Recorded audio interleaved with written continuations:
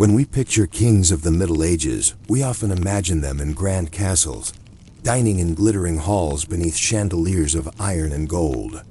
But what if I told you that many kings spent their nights in smoky, crowded inns lying on straw, mattresses, eating the same bread and ale as weary travelers, and draining the larders of villages that had little to spare? In this story, we'll wander through those forgotten inns, where kings met commoners, where politics played out at the dinner table, and where the weight of royal authority could crack the beams of a humble tavern. This is not a tale of battles or crowns, but of ale barrels, creaking floors, and the ordinary people who kept the machinery of kingdoms moving. By the end, you may never look at a roadside inn or even a modern hotel the same way again. Chapter 1. When we picture kings of the Middle Ages, we often imagine them in grand castles, dining in glittering halls beneath chandeliers of iron and gold. But what if I told you that many kings spent their nights in smoky, crowded inns lying on straw, mattresses, eating the same bread and ale as weary travelers, and draining the larders of villages that had little to spare?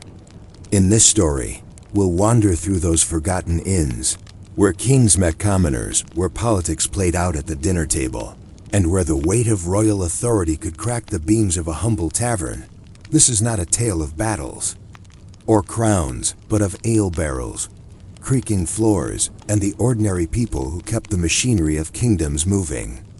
By the end, you may never look at a roadside inn or even a modern hotel the same way again.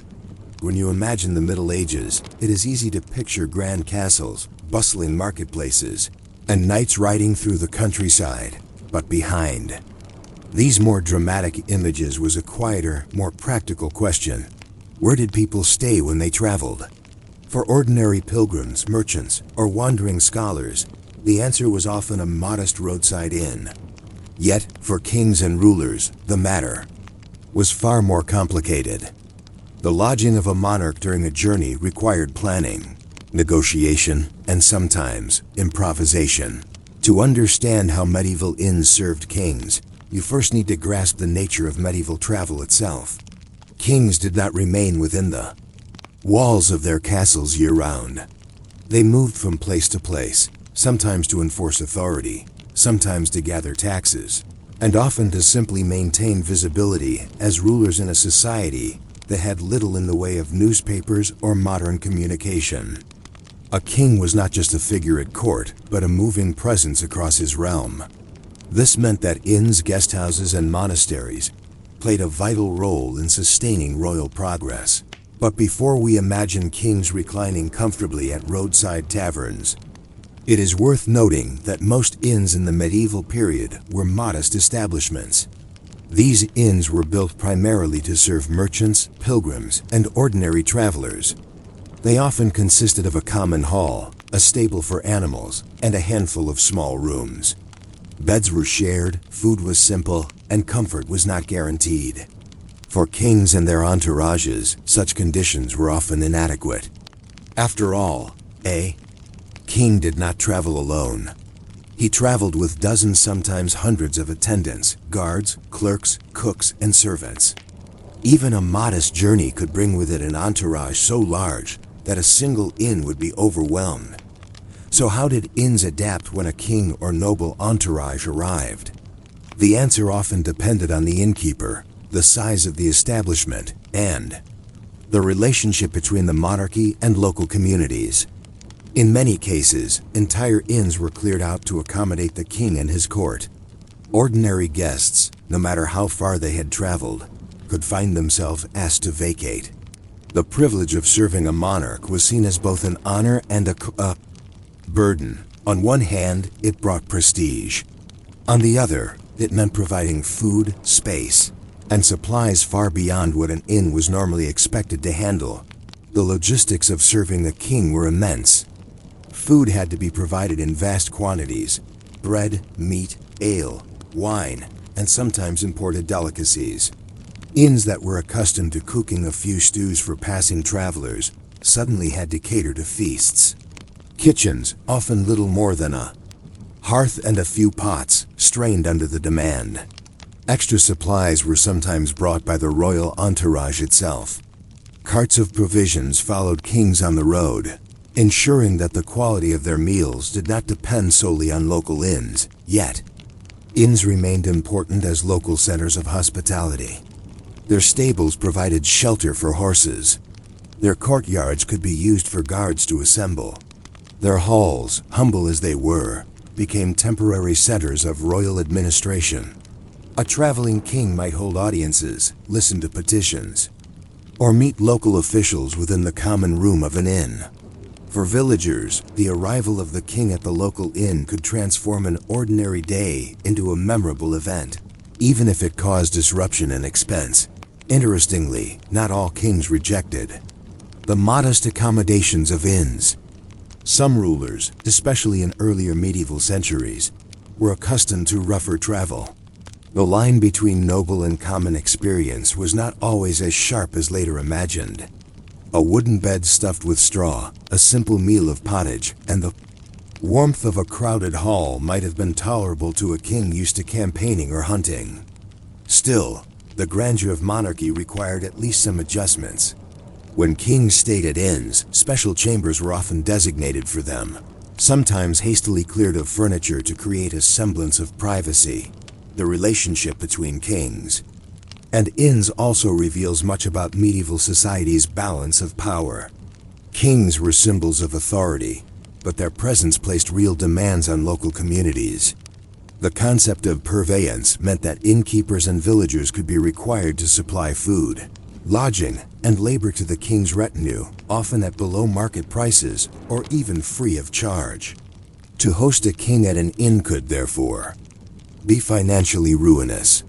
Records survive of innkeepers in towns petitioning rulers for compensation after royal visits drained their supplies. The idea that inns served kings was, in reality, a mix of obligation, coercion, and limited opportunity. One must also remember that inns competed with other forms of royal lodging.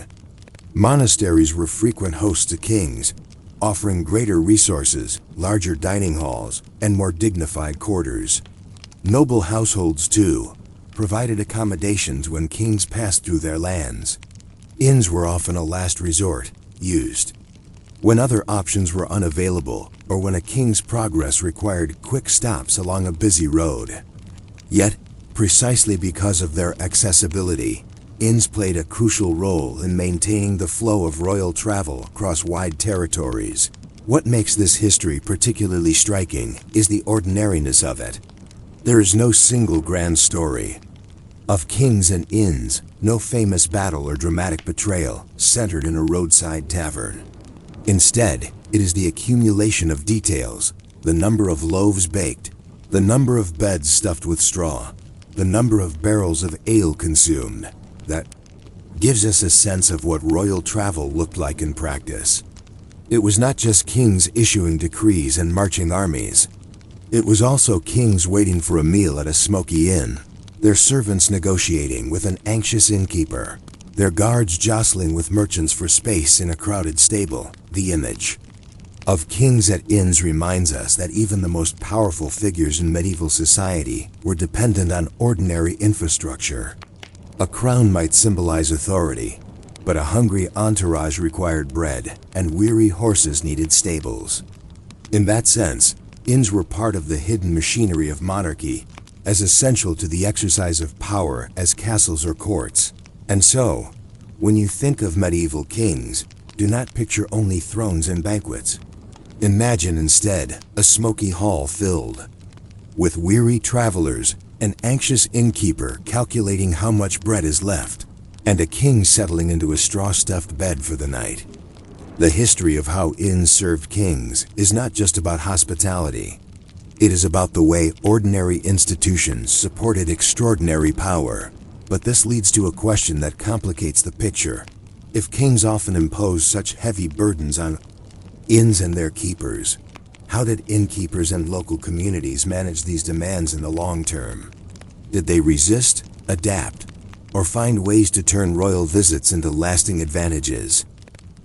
If Chapter 1 gave you a picture of kings traveling with large entourages and stopping at inns, Chapter 2 must linger on the quieter but equally important details: the strain placed on innkeepers and communities, the survival strategies that kept these inns afloat, and the small negotiations that reveal how ordinary people managed extraordinary demands. Imagine an inn along a busy medieval road. On most days, the business of the innkeeper is steady, if unremarkable. Merchants stop to eat, pilgrims rest before continuing their journey, and perhaps a local farmer sells surplus produce to the kitchen. The inn operates on narrow margins. Food is purchased daily or weekly. Beds are repaired when they wear thin, and ale must be brewed and replenished. It is a rhythm as regular as the turning of a mill wheel. Now imagine word spreading that the king's entourage is approaching. News might come from a royal herald, or from travelers who pass the procession on the road. Panic sets in almost immediately. The innkeeper knows what this means. The inn will have to serve the king and his retinue, and the ordinary routines will be shattered. The first problem is space. Most inns could accommodate a few dozen people at best, with beds often shared among strangers. A royal entourage might number in the hundreds. Even if not every attendant stayed inside the inn, the sheer number of people needing shelter, food, and drink strained the capacity of any establishment. Stable space for horses was often the most pressing issue. Horses required hay, water, and shelter, and they consumed these resources at alarming rates. If the king's party arrived with several dozen mounted guards and additional carts, the local stores of hay could be depleted in a single night. The second problem is food. Inns usually stocked enough provisions for expected business. Bread, cheese, pottage, and ale were staples, but these were produced in quantities appropriate for steady traffic, not sudden feasts. The arrival of a king meant that villagers were sometimes pressed into service to provide additional supplies. Bakers were ordered to turn out extra loaves, brewers to open barrels, farmers to slaughter livestock. In theory, innkeepers could later apply for reimbursement through the system of purveyance, but in practice this was inconsistent. Kings and their officials often promised compensation, but the money might never arrive. To survive, innkeepers developed strategies of adaptation. One method was negotiation. Clever innkeepers knew how to flatter royal officials, offering the best rooms, the strongest ale, or a private chamber for the king's personal attendants. By currying favor with clerks or stewards, innkeepers might ensure lighter demands on their supplies, or at least secure a note of credit that stood a chance of being honored later. Another strategy was preparation. In areas frequently visited by kings or high nobles, inns kept extra supplies in reserve. A secret stash of salted fish, a few barrels of ale set aside, or a stock of straw for bedding could make the difference between ruin and survival. Yet this preparation came at a cost. Storing supplies required money and space, both of which were in short supply. Many innkeepers walked a fine line between readiness and overextension. There was also the strategy of shared burden. Innkeepers did not shoulder royal visits alone. The arrival of a king was often treated as a communal responsibility. Local officials might order villagers to contribute food or labor. A town might collectively host part of the royal party, with wealthier households taking on favored guests while the inn provided for others. This shared approach spread the cost but did not eliminate it. Communities sometimes resented royal progress, seeing it as an expensive imposition rather than an honor. The accounts of medieval towns provide glimpses of these struggles. In England, records from the 14th century show entire communities petitioning the crown for repayment after a king's visit drained their resources. Alehouses reported barrels emptied, bakers reported ovens running day and night, and farmers complained of livestock requisitioned without fair compensation. These documents reveal that royal visits were not only memorable spectacles, but also financial crises for the places involved. Yet there was another side to this burden: opportunity. Hosting a king could, under the right circumstances, bring prestige and long-term benefits. An inn that once served a monarch might advertise this fact for years afterward. A painted signboard might boast, "Here stayed His Majesty," turning the inn into a landmark of sorts. The association with royalty lent credibility, suggesting that if the inn was good enough for a king, it was surely respectable for merchants and pilgrims. Some innkeepers even built their reputations on such moments. Inns near major pilgrimage routes, such as the road to Canterbury or Santiago de Compostela, sometimes became known for hosting important figures, from bishops to nobles to monarchs. Over time, these inns grew in prominence, expanding their buildings and improving their services. In this way, the short-term strain of serving a king could, rarely but significantly, result in long-term advantage. Still, the risks outweighed the rewards for most. A king's appetite for resources could strip an inn bare. Imagine the kitchen of a small inn after a royal visit. Empty cupboards, depleted cellars, casks of ale reduced to dregs, and servants exhausted from serving night and day. Recovery could take weeks.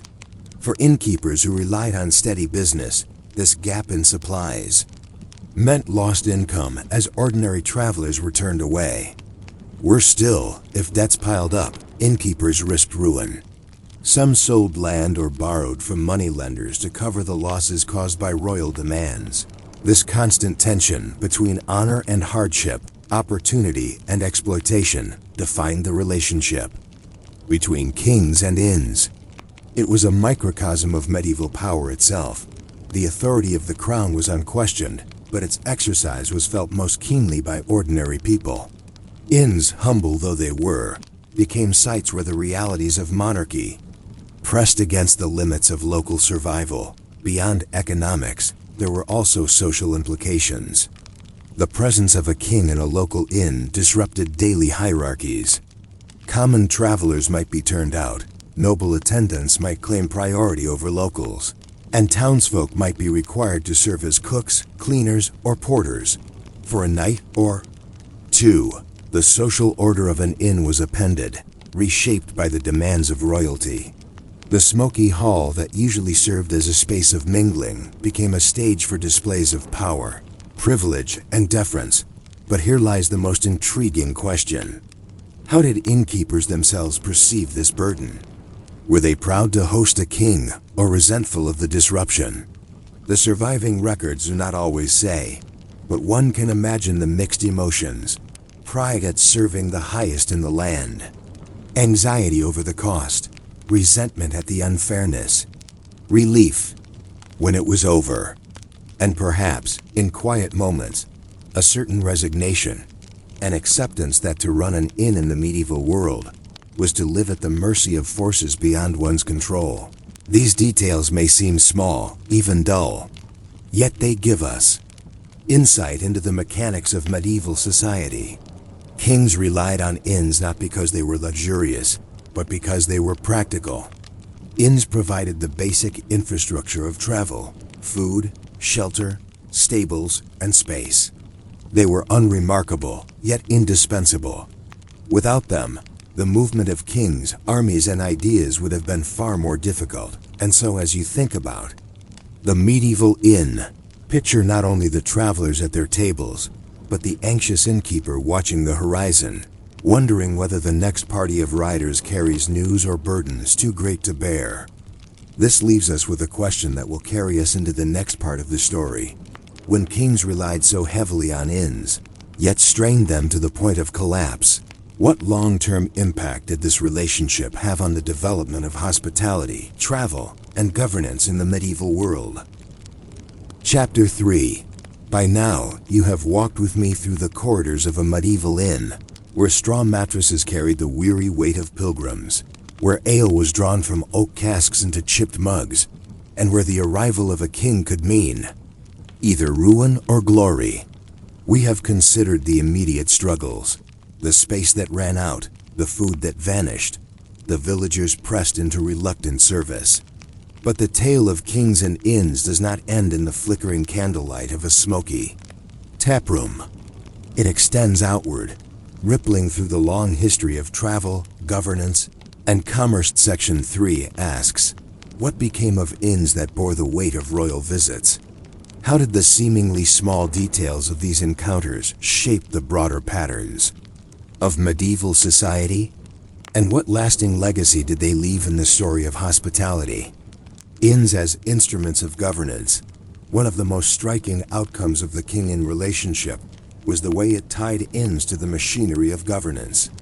Royal progresses were not mere journeys. They were tools of rule. By traveling, kings reminded subjects of their presence, displayed power, and kept watch over the realm. Inns scattered along the roads became part of this royal apparatus. For example, during the reign of Edward I of England, royal progresses required meticulous planning. Officials identified inns and villages capable of hosting the court. Lists were drawn up, noting the number of beds, the size of stables, and the capacity of kitchens. In a sense, inns became unofficial branches of government service, their resources measured and tapped as needed. This system was imperfect, but it reveals how governance in the medieval world relied not only on castles, cathedrals, and courts, but also on the humble infrastructure of everyday life. Without inns, royal movement would have been restricted, and the crown's ability to project authority weakened. The emergence of standards, the repeated burden of hosting kings, also pushed inns toward standardization. Consider the expectations of a royal household: reliable food, clean straw, sufficient stabling, and some degree of privacy for high-ranking attendants. While ordinary travelers might accept meager conditions, the crown demanded consistency. Over time, this pressure encouraged inns to professionalize. Records show that by the late Middle Ages, certain inns had reputations for meeting these higher standards. They invested in larger kitchens, improved their storage of ale and wine, and maintained more durable bedding. These improvements, made out of necessity to host nobles and officials, trickled down to benefit ordinary travelers. What began as survival strategies evolved into the early seeds of a hospitality industry. Inns thus became more than local enterprises. They were nodes in a growing network of travel infrastructure, linking towns and trade routes across kingdoms. Their role in serving kings inadvertently elevated them from rustic shelters to essential institutions in medieval economies. Inns and economic circulation. The economic implications of royal visits stretched beyond the inn itself. When a king stopped in a town, money flowed, sometimes forcefully extracted, sometimes freely given. Local bakers, brewers, farmers, and craftsmen all found themselves tied into the supply chain. Though many complained of exploitation, others saw opportunity. An inn that hosted royalty might attract merchants and pilgrims eager to stay in a place touched by prestige. Tavern signs boasting of past noble guests became advertisements in themselves. Pilgrimage routes were particularly shaped by this phenomenon. The road to Canterbury, for instance, was lined with inns that capitalized on famous visitors, each weaving its own small claim into the fabric of memory. Yet, the circulation of wealth was uneven. Some towns were left impoverished after a royal visit, their stores drained and their debts mounting. Others gained reputations and long-term prosperity. This uneven impact illustrates the dual nature of medieval economics: opportunity entangled with vulnerability, prosperity shadowed by risk. Cultural memory and storytelling. The presence of kings and inns also seeped into cultural memory. Chronicles, ballads, and even local legends often mentioned the lodging of royalty in humble places. These stories carried symbolic weight. The king, though mighty, shared the same hearth as his subjects. One popular theme was humility stories that depicted kings dining alongside common travelers or sleeping in rooms scarcely better than those of peasants.